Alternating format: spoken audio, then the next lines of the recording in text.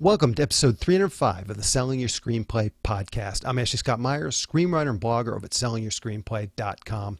Today I'm interviewing Wendy McColm, who is a real do-it-yourself filmmaker who's done dozens of short films and now has her first feature film out, the indie drama Birds Without Feathers. She built a decent following on YouTube with her shorts, so we talk about that a bit, and then also dig into her feature and how she was able to get that off the ground. So stay tuned for that interview.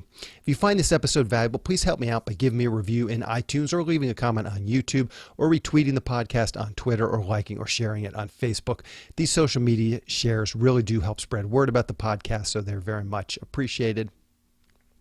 Any websites or links that I mentioned in the podcast can be found on my blog in the show notes. I also publish a transcript with every episode in case you'd rather read the show or look at something later on. You can find all the podcast show notes at www.sellingyourscreenplay.com/podcast, and then just look for episode number 305.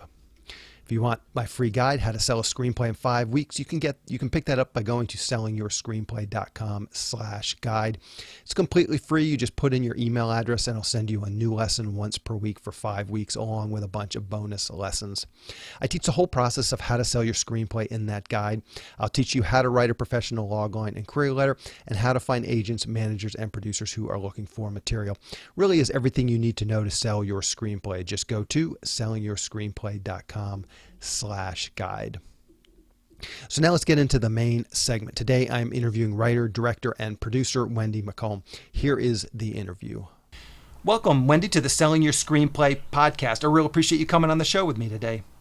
So to start out, maybe you can tell us a little bit about your background. Where did you grow up and how did you get interested in the entertainment business? I grew up in Long Beach, California, so not too far from Hollywood or LA. Mm-hmm. I made a lot of videos when I was a kid, VHS videos, a ton of them. I did a ton of plays, and I did everything I could. And then I moved to LA when I was 18. I pursued a career in acting, and that worked out really, really well. It turned out for the better, and I think, but on the path to that, I found out I had to make my own things to be in things, at least before it took off. I think in that time I met my first DP and I found out that there were DPs in the world, films, and I was like, how are they doing that with the camera? So it was like a curiosity that kind of sparked, and from there I just decided to try a whole bunch of different ways of moving the camera and what I liked as style. And I don't know, from there it just really started a short film frenzy. I've made over 50 short films, and then kind of brought us to here today where my feature is now online and ready to be seen. Yeah. So let's talk about that first, just because I'm a big proponent of doing short films as well. And maybe you can just speak to that. What did these short films do for your career? How did they help you advance, just get to that next stage? Well, I feel like I was just making them in the moment. I wasn't trying to progress anything while doing it, and maybe that's crazy, but I really just wanted to make things. I wanted to make movies, and I was just dying to express myself. And I think it just progressed anything I did because, one, I was constantly working. Every tool I had, I was gaining tools as well, and trying all kinds of different styles instead of, if I made a feature years ago, I don't know how the hell that would have turned out. I don't know if I'd be proud of it, but that's just a different way to work the tools as well. It just depends where you want to work them. I was working them in places where it costs $0 to $100 to maybe make a whole short film, versus a whole feature film, which now I know how much it costs, which is at first intimidating to make another one, but now I'm like, oh, okay, the experience is going to be different. I don't need to be afraid again. I gotcha. I noticed too, you have a pretty good following on your YouTube channel. Maybe you can just speak to that a little bit. How did you build your YouTube channel? Was it just a function of doing all these short films and posting them and gradually building? Yeah, I think it's just when you have a passion and I had no fear at the time of making any of those videos. I didn't even know what YouTube was. So there was no fear or want or need. It was just kind of like, I just want to make videos. So I just want to learn how to direct. I just want to learn how to, the whole ultimate goal was how to be an actor, how to be an actor, how to be an actor, until I realized, like, oh, I've been a director. And then I was like, oh, I couldn't see myself. But it just builds. I think people like consistency. I think even people like consistency in real relationships, but apparently the internet is taking place of real relationships. So if you are consistent, I think people don't know why they like it, but I think they build a relationship with you or something. That's what I've gained, because when I was, they're kind of like pissed at me for being gone. And it's kind of like, I'm sad because I would like the audience, but at the same time, it's like, well, people have to grow, people have to move forward, and I'm making feature films now, and that takes a lot more time. Yeah, for sure. So, speaking of feature films, that's a good segue. Let's dig into your latest film, Birds Without Feathers. Maybe to start out, you can give us a quick pitch or logline. What is that film all about? Well, it's about 6 broken people who give everything away in order to receive love, and it's a dark comedy. I gotcha. And I would also say it's like, if you ever wondered what you were doing wrong in the world, like everything keeps going wrong over and over and over and over again, and then you just put like a little tiny Band-Aid over a giant wound, and you're like, yeah, I fixed it. Oh, damn it. It's not how you fix that. I think it's kind of like shows the insides of that kind of life, which I think is the life before you wake up and find who you truly are. Where did this idea come from? What was the genesis of this story? Well, it was from, for lack of a softer approach, it was because I lost my soul. I think I lost my soul. People would call that maybe ego death, or I'm not quite sure, but it felt like I lost my soul. That's also why I stopped making short films. There's like a bit of abuse and gaslighting in my life. I accidentally let in. I didn't know the difference. I didn't know better. And it kind of consumed me and put me into a place of fear. And like I said, I didn't have fear before. And I think to get out of it and try to find myself again, I needed to make a feature film. I needed to express myself like I always had, but in a grander sense, and try to break free of it.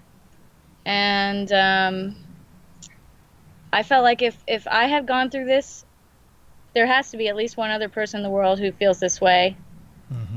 And apparently, it's a very relatable film. That's what I get to hear when people watch it. And I'm so happy to hear that. Yeah, for sure. I'm happy to hear that can help people not feel alone. Yeah. So what was your goal with this film? It sounds like your shorts, the goal was just kind of to get better and to just express yourself creatively. Was that kind of the goal? It sounds like maybe there's a little bit more to this where you kind of feel like you're breaking the shackles of maybe some of your, the past or whatever. But what was your sort of goal with this? And you can talk about artistically, financially, career-wise. What were you setting out to do with a feature like this? Well, I wanted to see if I could do it. I think that's like the most, especially when I didn't think I could do anything anymore. I wanted to see if I could do it. I feel like, people could have a lot of justifications why they do things, but I mean, you really could just do something because you want to, and hopefully that'll give you a plentiful life. I did need to break the shackles. I did think that was the best way to do it. It was part of my healing. It was part of what showed me where I was, because during the editing process, it really did shine a light on, like, wow, that was your reality. That is what that really was. It gives you like a perspective. It's almost like a recorded perspective of yourself. And like I said, the goal is, I think I felt so alone. I felt so, I knew it was almost like seeking validation in a way to know if other people feel this way, because no one's talking about it. And it's not a drama. Some people who are comforted in their own realities, they they might think it's a tragedy because it's very uncomfortable for comfortable people. But if you're uncomfortable or have any sort of sadness, you might laugh at this, and the thing is very funny until you don't anymore, and then you're like, oh shit, that's me. Yeah. Okay, so let's talk about the writing of the screenplay. It's on IMDb. It's credited as created by Lena Day and yourself. Maybe you can talk about what that actually means, and then you have the writing credit. What does that actually mean, the created by credit versus the writing credit? Well, I don't really speak about this one because I think when you don't do contracts before you start a film, there's always, I think everyone, it's important to do contracts. You got to do that. Otherwise, there's always one or two bad apples in a group that will come out and think there's money. There's always someone who thinks there's money. Yeah, I don't know why they do that. Like, I don't know, like, where do they think there's money? Yeah. I'm paying for this. They've never made an indie art film, yeah. I mean, or maybe anything. I don't know, but it's always hilarious when there's like one or two people that come out like it's like something possessed them, and they're like, this is what's important. You're like, no, please don't go to the other side. Like, it's not like that here. So honestly, the whole cast created this film. I work with my actors heavily. I like to meet with my actors. I like to write words in here that you wouldn't say. And sometimes they would say, like, I don't say that's very good. I say that's fantastic. And I'm like, oh, wow, I love that. So I'll change it to that's fantastic or whatever.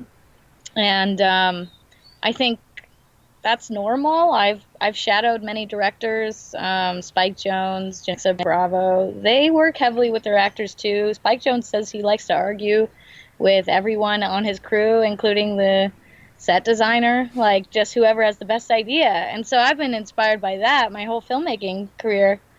I just forgot to do contracts. No, I got you. So, but I would say everyone created the film.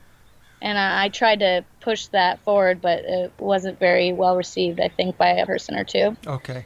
So that's what that means. Okay. Yeah, no, and that's a perfectly good explanation. And I'm just curious about, just in terms of like the logistics of this, what does it actually look like? Did you guys have like an outline, the basic story outline, and then you go to your actors and have them fill in the dialogue, or do you go to them with a sort of a rough script, an 80-page rough script, and then you read through the scene and you can kind of tweak the dialogue from there? How much do you actually have written on the page when you started working with these actors?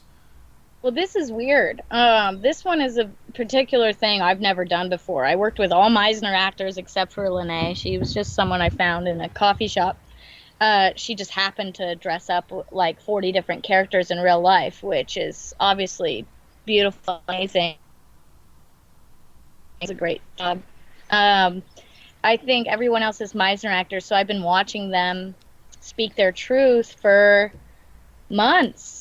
And secretly was writing for them without them knowing, just hoping that they would do the project. And then feature, but I just really desperately wanted to do a feature. I would write 5 to 10 pages a day with the outline in my head. I would go to the actors with the script or email them that night. Sometimes we wouldn't be able to meet, but sometimes if the DP, Nate Cornett, who did a fantastic job, he was only available if he wasn't working. So this was shot over 8 months. So basically, anytime he wasn't working, I had more time to write. And if I had more time to write, I had more time to meet with the actors. But I would write the scenes and scripts and then basically ask them if they had any qualms with it, if it felt wrong or right, if words could be changed. And sometimes I wouldn't be able to meet with them about it. And then one other thing I would do is if there was a little hole in a story, like, for example, he plays the cowboy in the film. We had an extra time. There's a little extra hole in the film. And I was like, well, maybe it wasn't a hole, but it was like, who do you want to be in love with?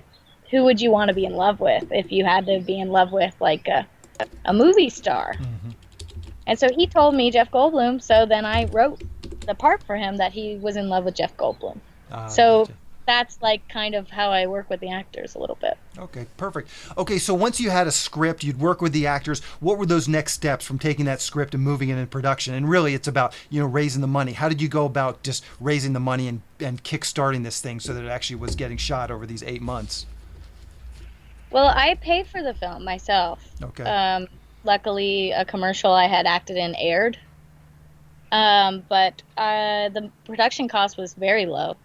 It was all the actors worked for free. You have a first feature and people want to help you, and I was so lucky to have that help. And there was no pre-production really. It was like I wanted to start doing the film, and then I think that week we just started. Mm-hmm. And I'm sorry. Go ahead. no, go ahead. All the actors and the crew, are these people that you met doing all these 50 short films, doing commercials, whatever else you're doing, people that you kind of had a relationship with, or were there some people that you just brought on and this was your first project with them? No, there was. I mean, I had worked with Nate on many short films before. Okay. You can look at those too. But so we have a rapport. We didn't have to do much pre-production because I also light. I gaff. So I know, like, if you put the light there, it's going to look expensive. That's what doing all the short films really helped with. It's Mm-hmm. like he doesn't really want to do pre-production because he's paid. I know where all the lights go. He knows that he can trust me to do that because we've worked that way for years. So it just happened to be a perfect timing. And, I did pay the DP a little bit a day and the sound a little bit a day, but I cooked all the meals. I did all the moving of like the sets, like make them look good. Like I learned how to do all that from short films. So it's like, how do you make this look expensive? Oh, you clear the room. You make it look as like blank as possible, or you put one light in there. It's just years of experimenting, and then you're able to pop, I guess. But I'm not going to do that for this next one I'm working on. I have 3 months of pre-production for this next one. I got you. So what did your crew actually look like? It sounds like you had a sound guy, a DP, and then yourself, and that was the crew? You have no production designer, no craft services? Sounds like you did the cooking. Yeah, I did the cooking. Cooper, who plays the self-help guy in the film, one of my best friends, he basically just was the runner. So it was me, Cooper, the sound guy, and the DP. And then if I needed anything, or like we needed to run to get some snacks or something, Cooper luckily could drive at the time, which he can't anymore because he doesn't have a car. But it's like, it just happened to be perfect timing. He'll never be able to do that job again. Like, and like I said, I don't think I'll ever do a film like that again, but it was a good way to get the first one done, and now we basically up the stakes now. Now we'll have to raise more money now, and, it just kind of, try to beat your own goals and do it differently or better. I mean, there's people like Joe Swanberg who told me it took them 15 films for them to start making, like, so many. Probably for no money at all, or less money than this. And he didn't see a penny until after he made 15 feature films. So you can go that route. It gives me confidence to just keep going, Yeah, for sure. That's a great lesson. So let's talk about film festivals for a second. Maybe you can just talk about your film festival run. How did you target festivals? What festivals did you submit to? And ultimately, what festivals did you guys play at? I can't, off the top of my head, I can't say the whole list, but it was a pretty good run. We just picked like my top favorite film festivals, and in hopes, like, of course, Sundance and South by Southwest and Slamdance. Those are like the top 3, I think, at least in my book. And then, of course, you have the spring ones, which is like in New York, and that minutes to just 3 to 5.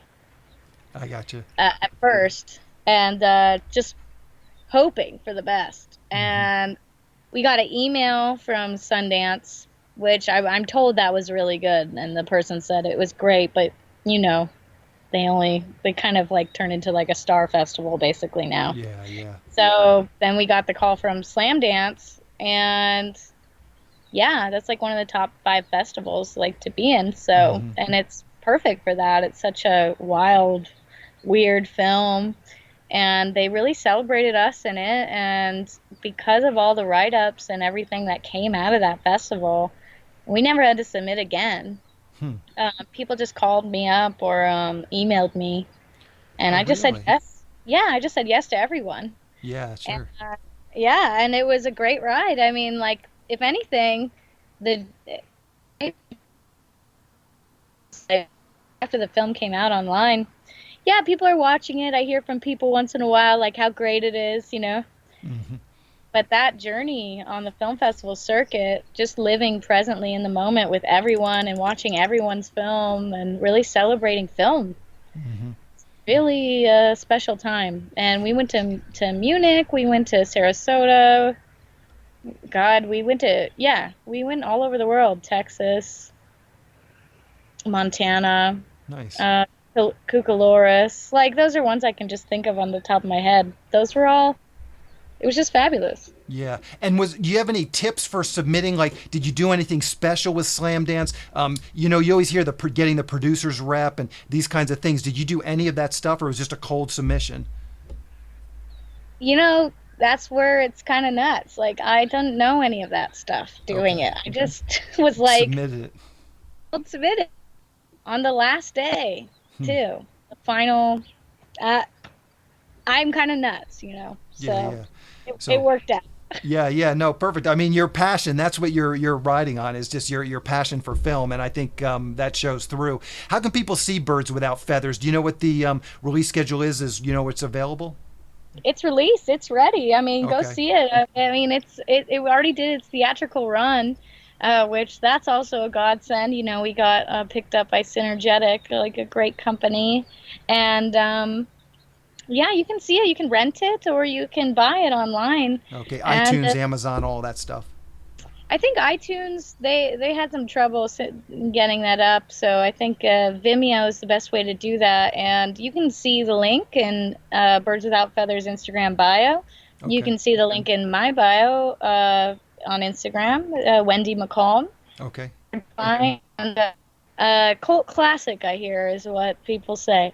Okay, perfect. Well, Wendy, congratulations on this film. I will round up all those links and put those in the show notes. Thanks Thank again for you. coming on this show, and I wish you luck with this film, and of course, luck on your next film. I look forward to hearing about that. Thank you so much. So, thank you. We'll talk to you later. Bye. A quick plug for the SYS Screenwriting Analysis Service. It's a really economical way to get a high quality professional evaluation on your screenplay. When you buy our 3-pack, you get evaluations at just $67 per script for feature films and just $55 for teleplays. All the readers have professional experience reading for studios, production companies, contests, and agencies. You can read a short bio on each reader on our website, and you can pick the reader who you think is the best fit for your script. Turnaround time is usually just a few days, but rarely more than a week. The readers will evaluate your script on 6 key factors: concept, character, structure, marketability, tone, and overall craft, which includes formatting, spelling, and grammar. Every script will get a grade of pass, consider, or recommend, which should help you roughly understand where your script might rank if you were to submit it to a production company or agency. We can provide an analysis on features or television scripts. We also do proofreading without any analysis. We will also look at a treatment or outline and give you the same analysis on it. So if you're looking to vet some of your project ideas, this is a great way to do it. We will also write your logline and synopsis for you.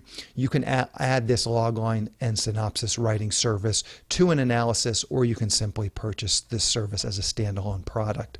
As a bonus, if your screenplay gets a recommend or a consider from one of our readers, you get to list the screenplay in the SYS Select database, which is a database for producers to find screenplays and a big part of our SYS Select program. Producers are in the database searching for material on a daily basis. basis. So it's another great way to get your material in front of them. As a further bonus, if your script gets a recommend from one of our readers, your screenplay will get included in our monthly Best of newsletter. Each month we send out a newsletter that highlights the best screenplays that have come through our script analysis service. This is a monthly newsletter that goes out to our list of over 400 producers who are actively looking for material. So again, this is another great way to get your material out there. So if you want a professional evaluation of your screenplay at a very reasonable price, check out www.sellingyourscreenplay.com/consultants. Again, that's sellingyourscreenplay.com/consultants. On the next episode of the podcast, I'm going to be interviewing screenwriter Jamie Greff. He's got a number of produced screenplays as well as a few projects in development. He's another great example of just a real hustler. Like myself, all of the success he's had has been without an agent and manager. It's just him out there hustling and doing the work. And we really, in the interview, we really dig into his various sales and deals, and he's very candid in how these deals actually came about and how these scripts got sold and how these movies got produced. So stay tuned for that episode next week.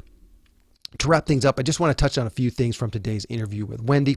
I love bringing people on the podcast who have a very different approach to filmmaking than myself. If you listen to this podcast often, you'll know I'm very pragmatic and deliberate, but it seems like Wendy is much more about being creative and just doing work that she's passionate about. There's really no one way or a right way to go about this. To me, it's more about figuring out who you are and then adapting your approach to your personality, to your talent, and your skill set. But the big takeaway for me is just how hard she works. She's done 50 short films over the last, half decade or so, and now she's doing features. No matter what approach you take, you've got to do the work. You've got to be willing to go out there and just make things happen and do the work. And she's doing the work. She's not making excuses. She's just out there making her films. And I hope it inspires a few people out there listening to this right now, especially if you're one of the people listening to this podcast who maybe is not as pragmatic and deliberate as myself. Maybe you don't necessarily relate to my approach, and that's totally fine. But hopefully, somebody like Wendy can kind of come on and give you a little insight into her approach, and maybe that's a better fit for who you are and what will work for you. Anyway, that's the show. Thank you for listening.